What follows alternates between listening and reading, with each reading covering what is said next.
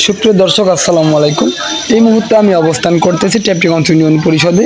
টেপটিগঞ্জ union পরিষদে নিষিদ্ধ ইউক্যালিপ্টাসের চারা বিক্রয়ের অপরাধে বিক্রয় প্রতিনিধি সহ প্রায় 300 ইউক্যালিপ্টাসের চারা জব্দ করেছে টেপটিগঞ্জ ইউনিয়ন পরিষদ।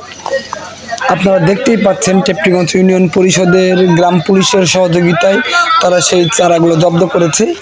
দেবীগঞ্জ উপজেলা ইউনো স্যারের নির্দেশে তারা তাদের কার্যক্রম চলমান রেখেছে। বিভিন্ন হাট বাজারে তারা তদন্ত এবং তদারকি করতেছে যে কোথাও ইউক্যালিপ্টাসের চারা বিক্রয় করা হচ্ছে কিনা। এখানে উপস্থিত ছিলেন বিভিন্ন ওয়ার্ডের সংরক্ষিত সদস্য এবং উপজেলা থেকে আগত ইউনো স্যারের বিভিন্ন প্রতিনিধি। আপনারা দেখতেই পাচ্ছেন যে সেই জব্দ করা ইউক্যালিপ্টাসের চারাগুলো সেই মাঠেই তারা ভেঙে দিচ্ছে, যাতে সেগুলো কেউ রোপণ করতে না পারে এবং সেগুলো যেন কেউ সেখান থেকে নিয়ে যেতে না পারে। এই জন্য তারা স্থানীয় মানুষের সামনেই সেগুলো ভেঙে দিচ্ছে।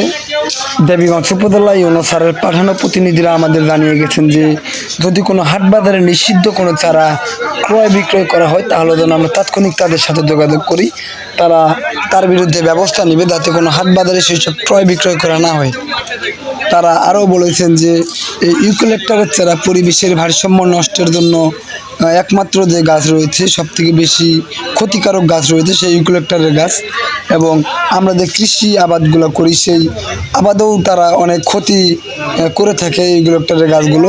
এই জন্য তারা বলে গেছেন যে ইউক্যালিপ্টাসের চারাগুলো যেন কোথাও ক্রয় বিক্রয় করা না হয়। তো আজকের ভিডিও এ পর্যন্তই। সকলে ভালো থাকবেন, সুস্থ থাকবেন। আল্লাহ হাফেজ।